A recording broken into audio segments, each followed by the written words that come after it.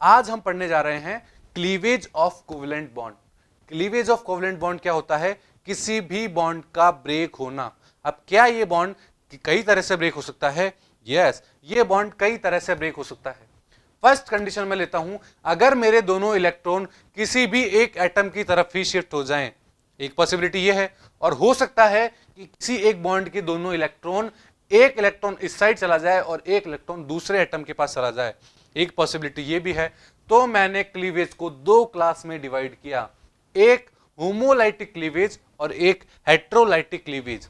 अब homolytic cleavage क्या होता है, सबसे पहले हम उसकी बात करते हैं। होमोलाइटिक क्लीवेज के अंदर इलेक्ट्रॉन्स का इक्वल डिस्ट्रीब्यूशन होता है, जैसा कि आप नाम से ही देख पा रहे हैं। होमोलाइटिक, होमो मींस सेम और लाइटिक मींस टूटना। अगर दोनों इलेक्ट्रॉन दोनों एटम के पास चले जाते हैं एक एक करके, तो वो मेरा कहलाएगा homolytic cleavage. This type of cleavage result in the formation of species with odd electron और unpaired electron। unpaired electron अगर किसी एटम के पास प्रेजेंट है तो उसी को हम फ्री रेडिकल भी कहते हैं। फॉर एग्जाम्पल, आप देख पा रहे हैं एक Cl2 का मॉलिक्यूल, इसमें एक बॉन्ड के अंदर दो इलेक्ट्रॉन होते हैं। अगर इसमें से दोनों इलेक्ट्रॉन एक एक Cl के पास चले जाएं तो वो मेरा होगा होमोलाइटिक क्लीवेज। अब होमोलाइटिक क्लीवेज किस तरह होता है, उसकी क्या क्या कंडीशंस होती है? तो वो क्या होती है, एक हाई एनर्जी। अगर हम किसी मॉलिक्यूल के अंदर बहुत ज्यादा हाई एनर्जी दे देते हैं तो वो मेरा होमोलाइटिक क्लीवेज कर देगा, दैट मींस फ्री रेडिकल्स का फॉर्मेशन कर देगा। सेकंड, हाई टेम्परेचर, अगर हम उसमें बहुत ज्यादा टेम्परेचर दे देते हैं तो भी फ्री रेडिकल्स फॉर्मेशन होते हैं। और non polar nature of bond, अगर हमारे बॉन्ड नॉन पोलर होंगे तो वहां पर भी फ्री रेडिकल बनते हैं, दैट मींस होमोलाइटिक क्लीवेज होता है। एक हमने बात की थी हेट्रोलाइटिक क्लीवेज की। हेट्रोलाइटिक क्लीवेज क्या होते हैं?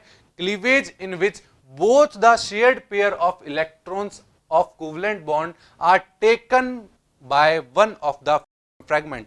दैट मींस किसी भी हेट्रोलाइटिक क्लीवेज के अंदर जो बॉन्ड के दोनों इलेक्ट्रॉन होते हैं वो इन दोनों एटम में से कोई एक एटम ले लेता है। और हेट्रोलाइटिक जो क्लीवेज होता है उससे क्या बनते हैं? उससे आयंस बनते हैं। जिस तरह होमोलाइटिक क्लीवेज के अंदर फ्री रेडिकल्स बन रहे थे, उसी तरह हेट्रोलाइटिक के अंदर आयंस बनते हैं, जिसे हम कार्बोकैटाइन और कार्बोएनाइन आगे जाके बोलेंगे।